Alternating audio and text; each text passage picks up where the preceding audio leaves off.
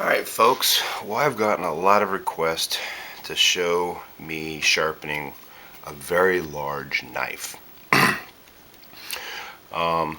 it's basically my sharpening system. A lot of people say, well, what you showed us was great for a pocket knife, but I don't really see it working for my larger knives. And the thing is it can work. Is it the best thing? No, it's not the best thing. But are you going to use the best thing? Are you going to bust out the whetstones? Are you going to take half the morning to bust out and get all your knives sharpened? Excuse me. And the answer is you most likely aren't going to do that.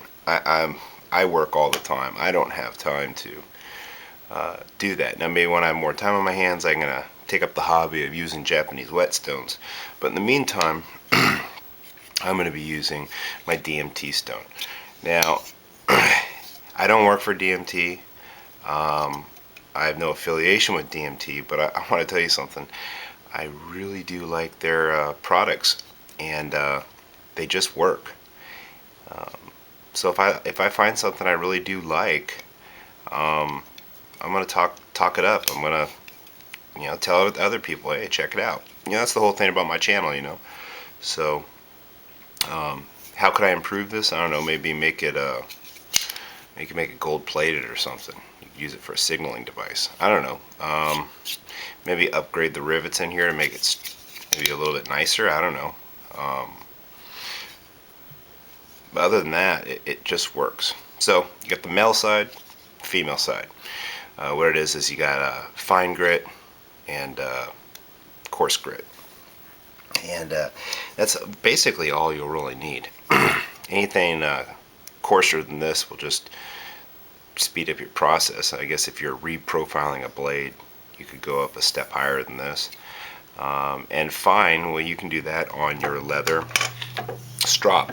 Now, a lot of people say, well, you should clean this off. I should clean off this and put it on there a little bit more even. But you know what? It works just like it is. I took a little rubbing compound, threw it on there, and it works. And then, of course, some sort of ceramic sharpener always works well too. You can use glass, you can use the edge of your car window, you can use whatever you want, but this finishes off a blade really nicely. So I'll get right to it. The tripod's kind of in my way, so I'm going to have to adapt to that. But this is my chef's knife. It is a made in Japan, 8-inch multi-chef's knife. And it's got a lot of chips and nicks in it. Now, I use this knife. My wife uses this knife. It's a great knife.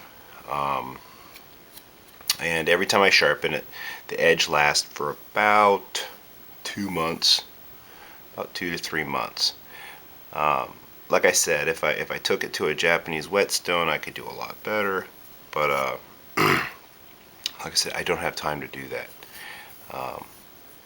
I got time to make small films for YouTube. Well, all I do is set up my camera, and I'm going to show you doing what I enjoy the best, and that's sharpening up knives. Now this knife, its edge geometry is at a real, I mean, you could almost sharpen it just on this thing itself, bring it across. It's almost convexed. But I like to get a secondary bevel on this. And the reason why it just seems to last longer, it's easier to sharpen, and it's good enough for me. This knife is about 3 years old, so it's been resharpened multiple times. Show you where we're at right now. Here's a piece of paper.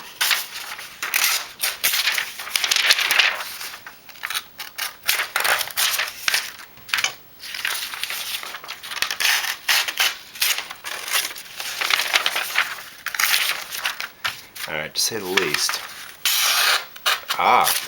Nope. To say the least, it is not sharp at all. So what we're going to do is we're going to sharpen it up.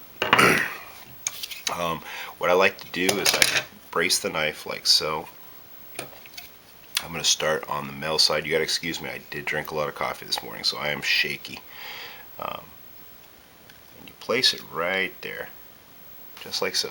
And just watch how I do it. That's the only way I can explain how to sharpen up a knife, is just by watching me do it. You take it all the way to the end, and you want to keep your hands out of the way. So you keep your hands out of the way, because once it gets sharp, you can nick yourself. So you want to keep your fingers way out of the way. That coffee is really good. It's Saturday. I tend to have a lot of fun drinking coffee and watching the History Channel. I was just watching something on swords and knives. Really interesting. The history of knives and the history of swords, sword making, and axes. Why axes were invented for battle. Because they wanted something that could penetrate the chainmail and armor that they made to protect themselves from the sword. They found that the axes could penetrate that, or at least create a blunt force trauma that would kill someone. Now this particular way on this particular knife will create some scratching on the side, because it is a gorgeous knife. Gorgeous. But remember, this knife is almost 3 years old, if not older. And I'm caring about function, really, not how it looks. When I first received this knife, I did use the Japanese whetstones to sharpen it. But after a while, just like everything else in life, it just got neglected and we stopped using the knife. So life is a balance of doing things correctly, but at the same time, just doing things quickly and smartly and utilizing the nice objects that we have and taking care of them the best we have time to. Because anybody that works or has money most likely works for it. I'm actually bracing it on my legs. I'm actually using my legs to get a nice rhythm going here.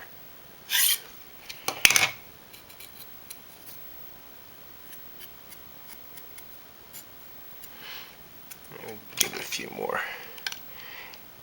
And I progressively get easier on it. At first when I'm doing it a little bit tough. Pushing down on it a little bit, because I do have some really nice nicks on this knife. And those nicks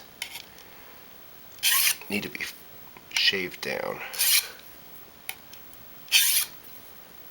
You can kind of feel if you're doing it too hard one way or the other way. And on the sofa is the perfect way to do it, because what I have is my actual elbows resting on my knees, and I'm actually pulling my knees back. As you can see, it is getting a little bit sharp. I just nicked myself when I tried to not hit this tripod. That's fantastic. As you can see, it is very sharp already. Just ignore the blood. Blood never hurt anybody. Now if I cut myself even worse, like I said, it might be a really good video for you guys. Something about knife collectors, we're used to getting cut, so it really doesn't faze me very much. Alright, so we got most of the nicks out. Okay. And I'm just going to knock off, give it a couple strokes with this. Okay. Oh yeah, we're getting there. Okay. Now, you want to look at it. I got a deeper nick there, but this knife is 3 years old, and as you can see, my idea is to preserve as much metal as possible. And so I'm really not concerned about getting rid of that nick as much as I could be, because I don't cut paper. I cut vegetables. And a nick here and there really isn't going to affect the function of this knife in the kitchen. So I'm going to save as much material as possible, because when you sharpen a knife, you are actually removing material, and it's shortening the life of your blade. Now granted, the nick, others will say, will cause a crack, etc., etc. I haven't had that issue with this knife. Cool, you guys can watch that blood come down. Maybe we'll get a nice drip of that blood.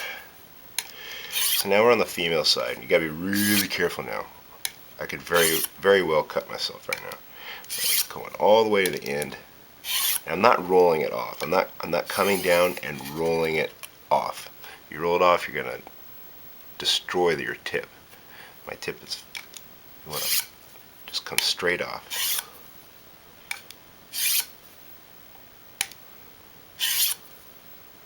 Okay, now, ooh, that's nice, huh? Yeah, hold on a second.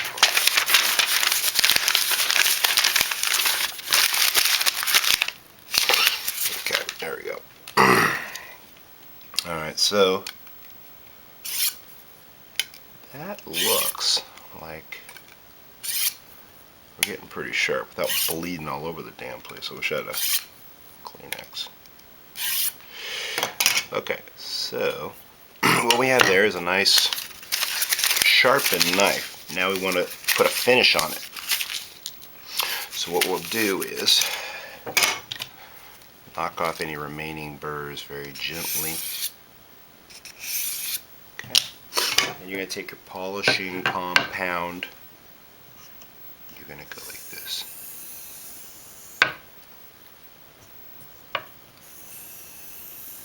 Don't get complacent because you can cut the crud out of yourself doing this. Now what this does is kind of get rid of all those little scratches that I did. It just cleans up the knife really nicely.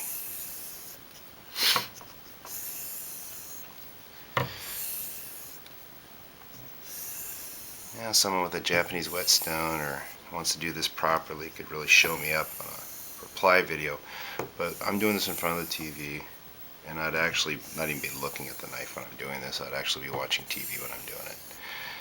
There's no water involved. There's no going out to the garage where it's not air conditioned. I'm sitting in my living room, dripping blood everywhere. Wow, this is great. Look at this. Alright. So, let's see how we did here. I got my whole family coming down here. They can see the blood dripping. And